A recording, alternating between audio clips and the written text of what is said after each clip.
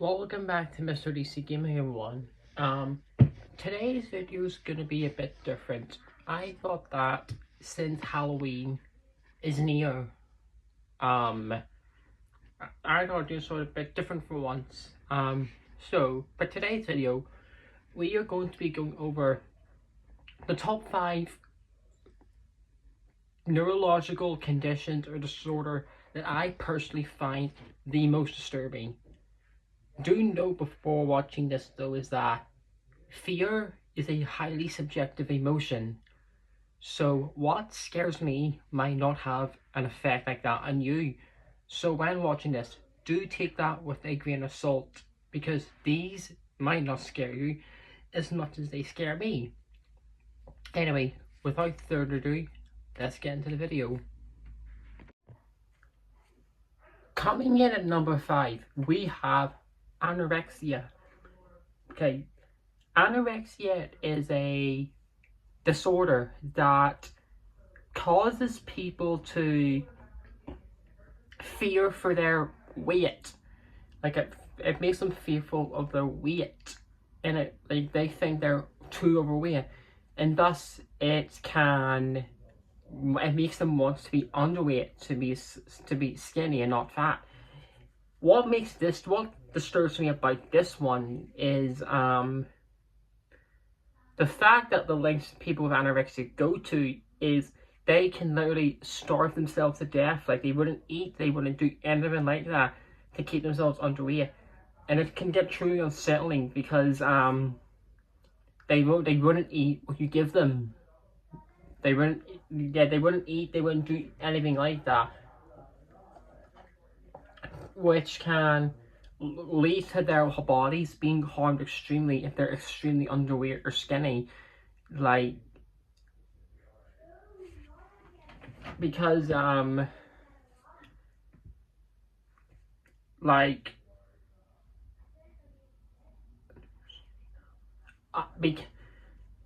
because they're like, in their minds they would think that if they were overweight, you wouldn't love them. That's their delusion, I guess you could say. That they would not, you wouldn't love them if they were overweight or fat. No, because yeah, that's just the way they work. So, like, to me, like, I don't know how their minds are, but if someone, I would be extremely worried if someone I loved had anorexia or something, because they would be harming themselves in more ways than they think that they're helping. Because this is what it kind of is. Like, they think that what they're doing is trying to help, but they're harming themselves more than they're helping. So yeah, that was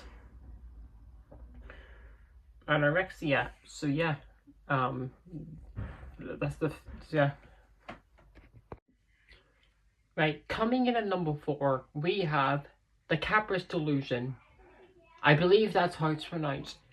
The Capgras delusion is a disorder or delusion that, okay, I'm going to try to explain this a simple way, but basically what it is it deludes people into thinking that the people around them aren't actually them. Like, say, I had Capgras delusion, I would think that my mother isn't actually my mother. I would think it's like a fake one, like a fake version.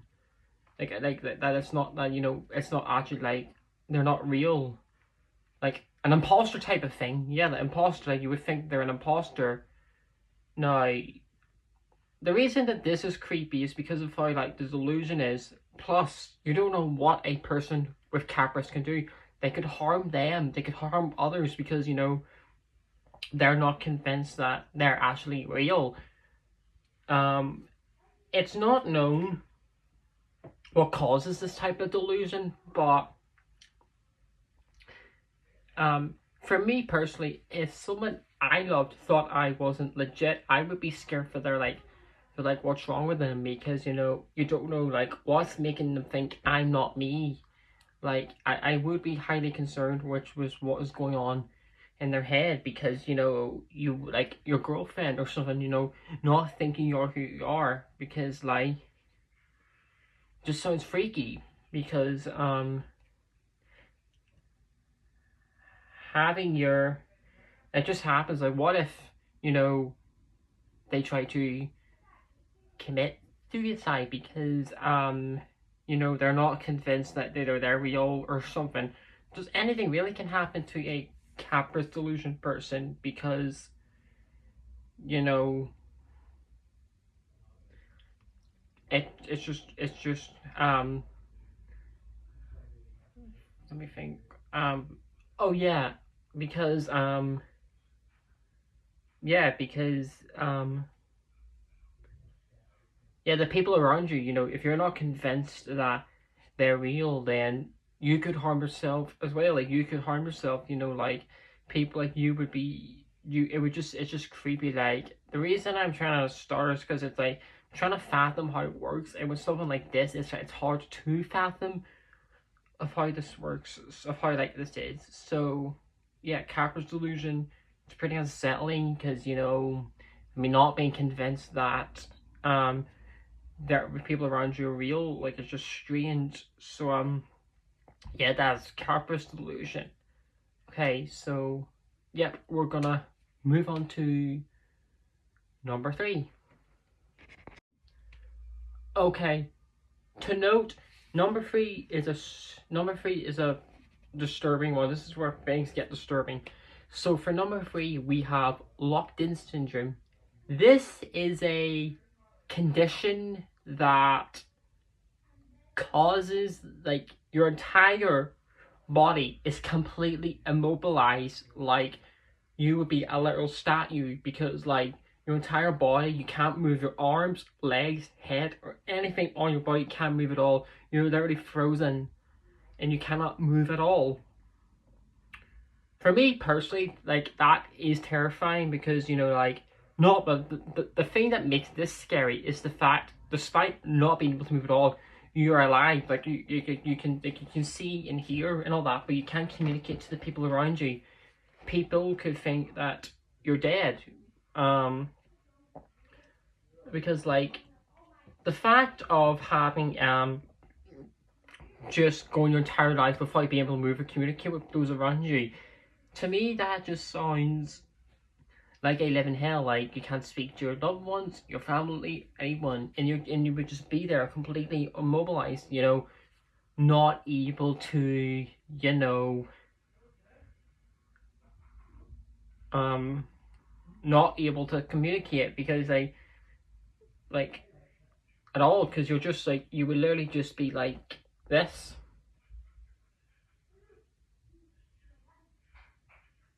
Just completely that for your whole life, you know, no way of communicating, no way of talking, no way of nothing.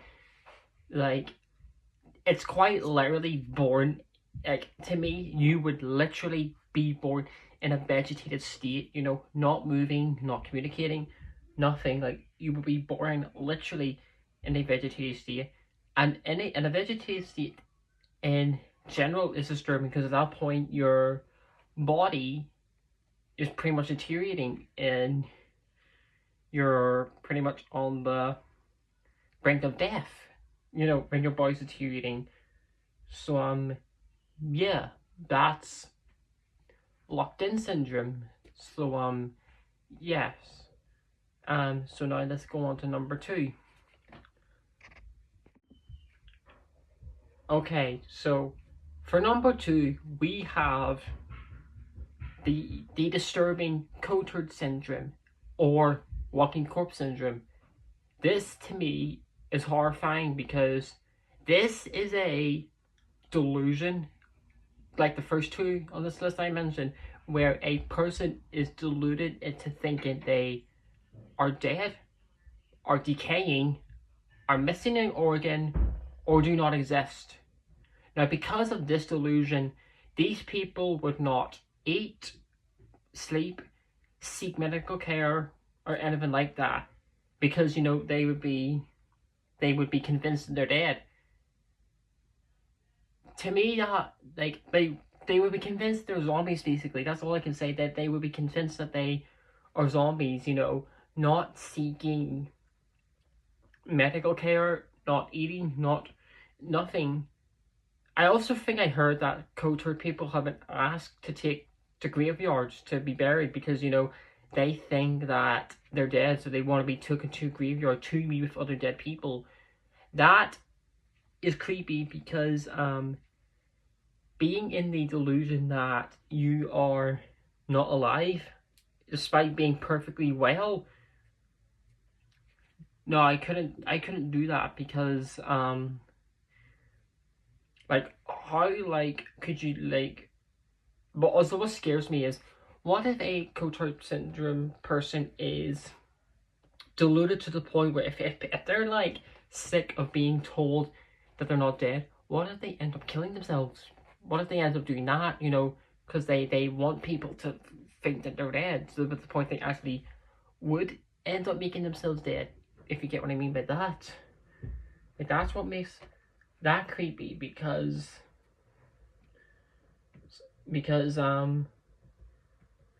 you know, like, you don't seek medical care, like, plus these people, like,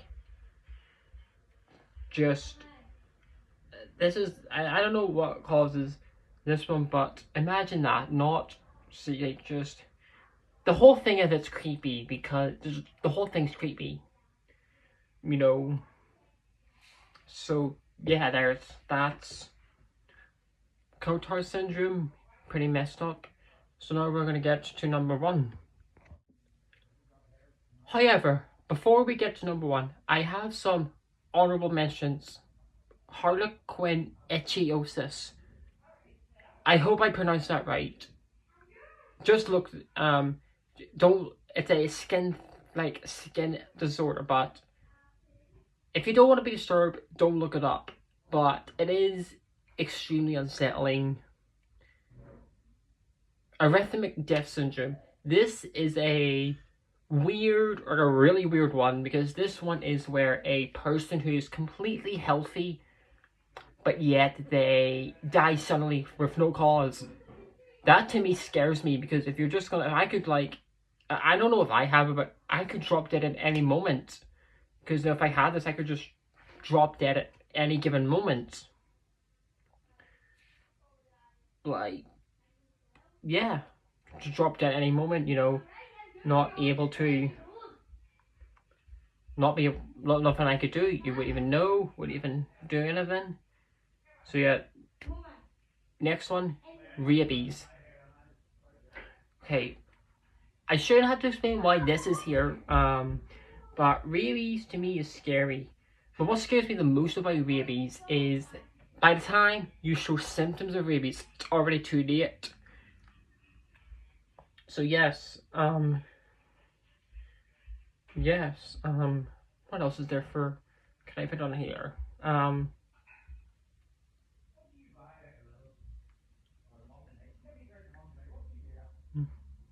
Where is there? Let me just... Alright, I couldn't find anyone else for honorable mentions, so we're gonna go to the disease that I find the most disturbing, but not just the most disturbing disease ever. So, for number 1 of the most disturbing disease or disorders, we have fatal familial insomnia. Fatal familial insomnia is an extremely rare neurodegenerative prion disease that strips its victims of one of the most, if not the most, fundamental human needs: sleep. It's a prion disease.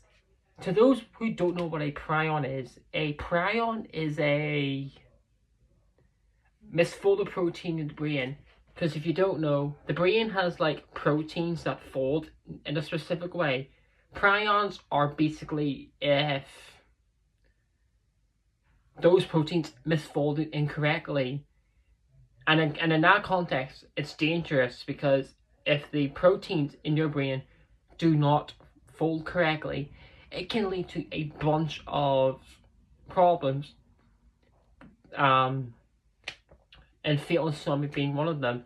How fatal insomnia works is that it breaks down. There's this part in your brain known as the thalamus. The thalamus is essentially the part of your brain that tells you to sleep. What fatal insomnia does, it breaks down the thalamus, and when it's broken, you are completely unable to sleep ever. This can last up to 18 months.